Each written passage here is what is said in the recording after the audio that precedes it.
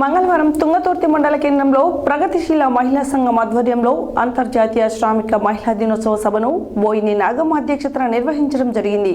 ఈ సభకు ముఖ్య వక్తగా పాల్గొన్న POW జిల్లా ప్రధాన కార్యదర్శి కొత్తపల్లి రేణుక పాల్గొని ప్రసంగించారు.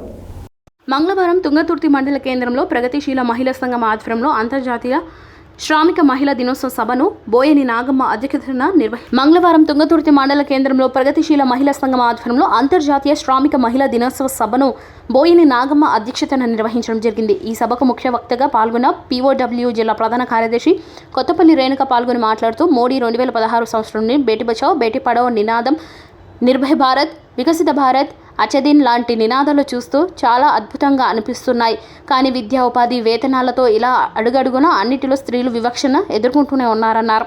మహిళా సంక్షేమం కోసం చట్టాలు ఎన్ని చేసినా దేశంలో రాష్ట్రంలో మహిళల దాడులకు హత్యలకు బలవుతూనే ఉన్నారని ఆవేదన వ్యక్తం చేశారు.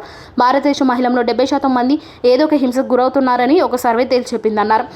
ఈ కార్యక్రమంలో కొనతం నర్మదా, GD అరుణ, గుండాల నీలమ్మ, పేర్ల మల్లమ్మ, కమలమ్మ, కలమ్మ, బయ్య పద్మ, జల్గం పద్మ, గంగా, సొమ్మక్క, భాగ్యమ్మ, మైసా రామలమ్మ, వెంకటమ్మ, సుజాత తదితరులు ఉన్నారు.